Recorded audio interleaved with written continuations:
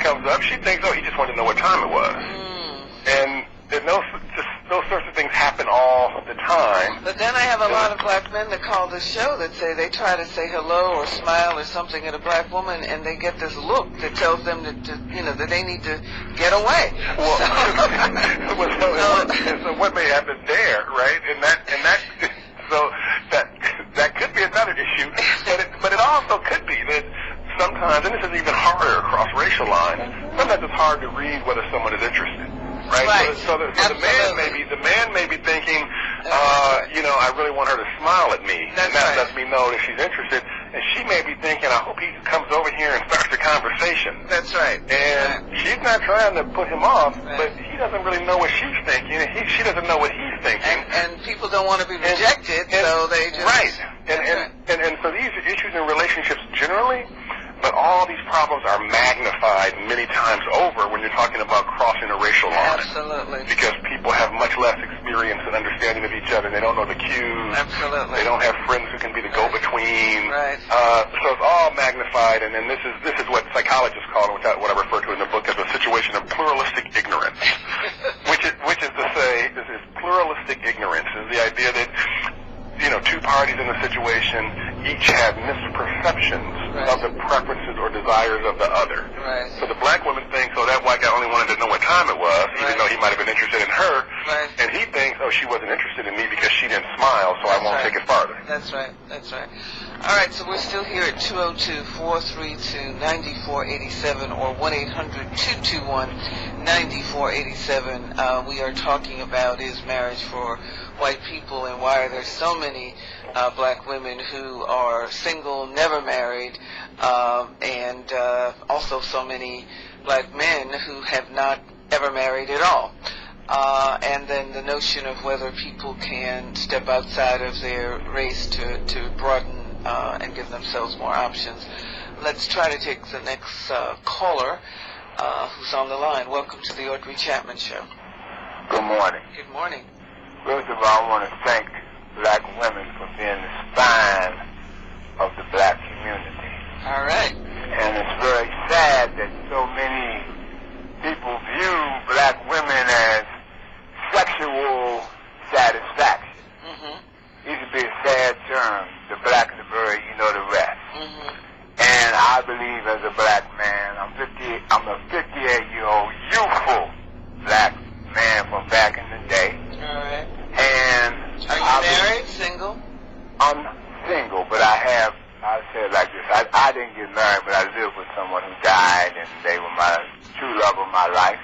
Okay. For 15 years, but I never got married. Okay, so you... And one reason why, because of my sad financial situation. I'm a struggling painter in business. I'm a very talented writer and many other things, but I've struggled many years financially. Okay. And one insecurity that I've had and fear in a relationship is not keeping a job, not being able to support, and it makes you feel real bad inside, but I still refuse.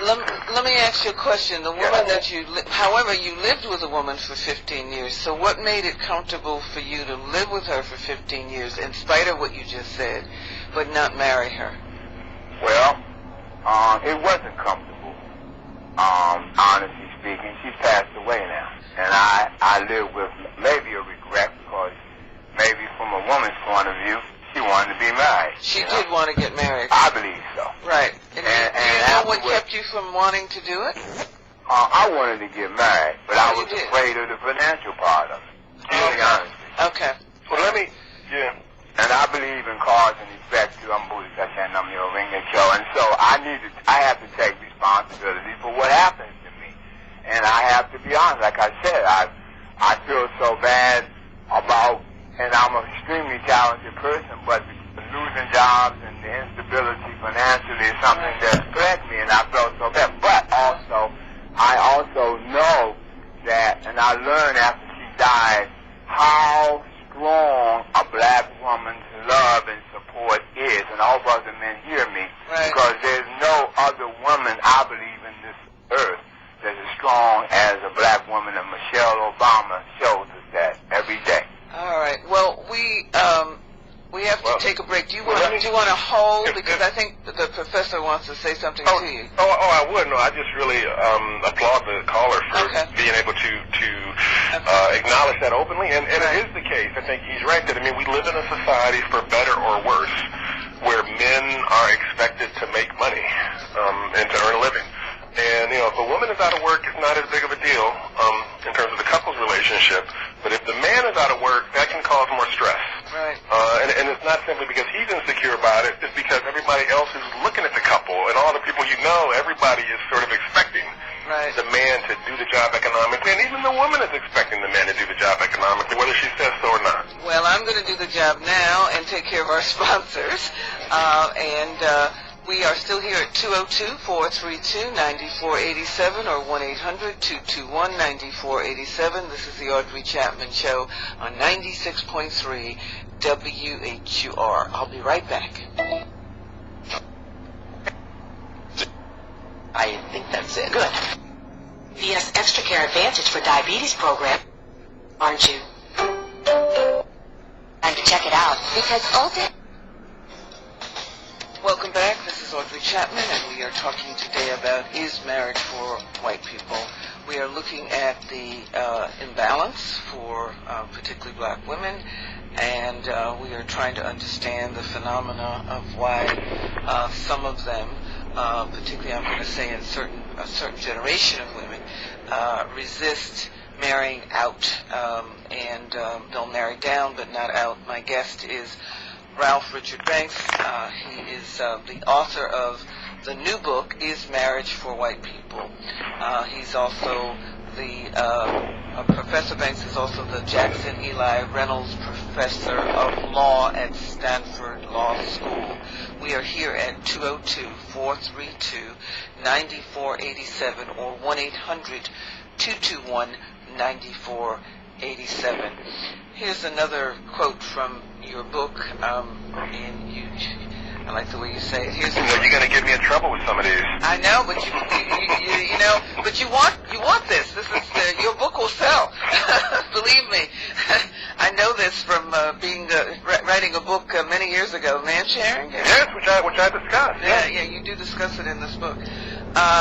Here's the rub, you say. The scarcity that is the mark of black men's disadvantage is also the source of power. You said, let's revisit the relationship market. We've seen that the central fact shaping the relationship of black men and women is the numbers imbalance. Recall that relationships are negotiations, and that as in any negotiation, which party prevails depends on the power that person can bring to bear. One important source of power is the set of options that each party has outside of the relationship. The better one's options outside of a relationship, the more power one has within. Because black men are successful ones in particular, are scarce, and black women are not. Black men wield greater power as they negotiate relationships with black women. Is that the heart of the issue? Or the paradox? Yeah, that's one of the pivotal issues. Is that even those black men who might seem to be good marriage material actually are often disinclined to marry because the numbers imbalance makes them less willing to do so and gives them the power to not do so and still have relationships that they want. Right. Now, the gentleman that you were just talking to is still there. Was there anything that you wanted to say, or did you pretty much feel that you said it as we went? No, I haven't finished. I appreciate the opportunity. Okay, go on. It brings tears to my eyes to see our youth. And I want to apologize because I didn't set such a good example years ago, but fortunately, it's been 40 years, November 13th, since I last shot some heroin. Okay. We all have a job waiting for us in the black community. Right. And that's selling weed, selling drugs. But we are a lot more talented than that. And my key point is, I believe you lead by example, is that we black men can't give up on ourselves and keep depending on our black women to hold us up. And a mother can't be a man, and our plight is what it is. But the key point is, we have to change ourselves. I have to start with changing myself. Right. And the other point is, there is still hope for us. Well, thank you so much on that note. We're going to let you go. We appreciate that as a very positive note to end on. And we are going to go to the next caller. Welcome to the Audrey Chapmen Show. You're on the air. You're on the air. Hello? Good morning. Good morning. How are you? I'm fine, thank you. Great. I just actually you just hit on my point, but Okay. I really do feel like that the black men who are available, who are, you know, on up to par, I feel like they do feel like they can pick and choose, and they're not willing to settle down. And they feel like, you know, they have so much to pick and choose from, they're not willing to negotiate, they're not willing to stay committed in their relationship. Are you single, married, dating? I am married. Okay. All right. Right. But you're observing this about your single sisters? Is that what you're... No, my single sister, my husband, I'm experiencing that now.